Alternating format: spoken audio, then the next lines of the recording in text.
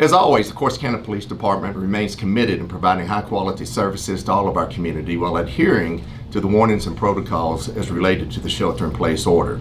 This goes into effect tonight and will continue through April the 8th. The Police Department would like to say thank you to all of our citizens for their cooperation and voluntary compliance with this order.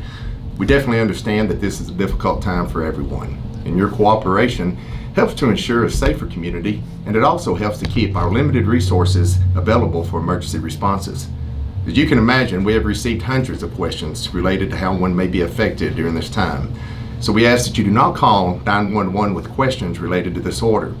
We have put together a fact sheet and have posted it on the Corsicana Police Department's website and their Facebook site. We also are available to answer any questions that you may have by telephone at 903-654-4900.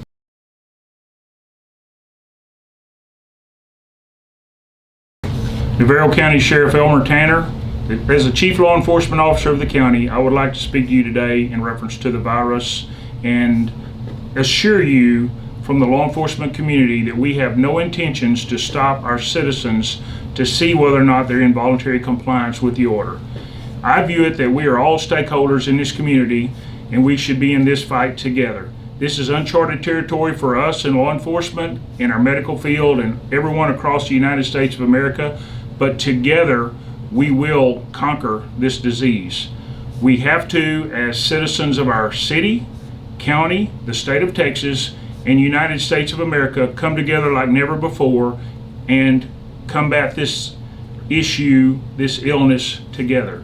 We're simply asking you from the law enforcement community that you voluntarily comply with these orders that have been put in place so that we can continue together to defeat this issue that we face today.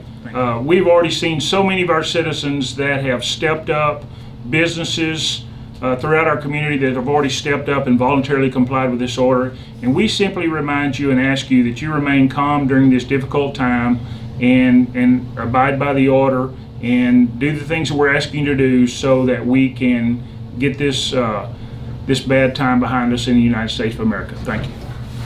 Gentlemen, how would you react to the public asking about needing travel papers or some identification during this order to be outdoors? You want to take that one? You want me to? I can assure you that our stance, we are 100% unified with the Sheriff's Office and the Corsicana Police Department.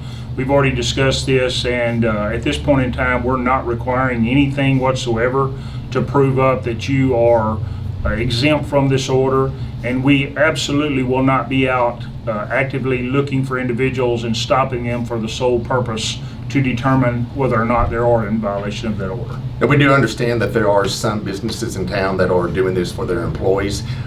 We would recommend that if you have to travel outside of Corsicana, this may be something you may want to take with you. I believe Dallas is actually requiring to have some type of documentation that you're an essential business. So if you do leave here to go to Dallas to pick up items and to return, you may need it.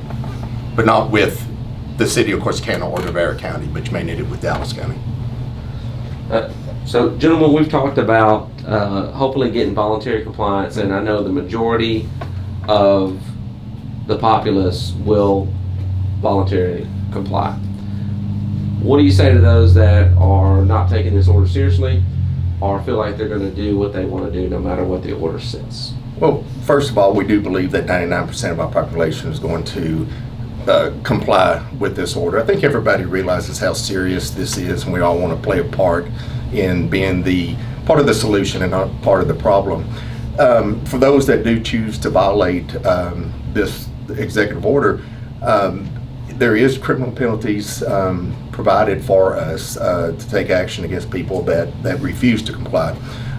This is a Class B misdemeanor. It's punishable by up to a $1,000 fine and up to 180 days in jail. Now, what our goal is, and I think the sheriff is right here with me on this, is that that's our last resort. We don't want to do that. Our goal is to go the entire crisis without having to utilize judicial measures, of course, against one of our citizens. However, that is on the table if somebody absolutely refuses to comply. We can't let one person endanger many people. I agree with that. And the enforcement authority is found under Texas Government Code 418173.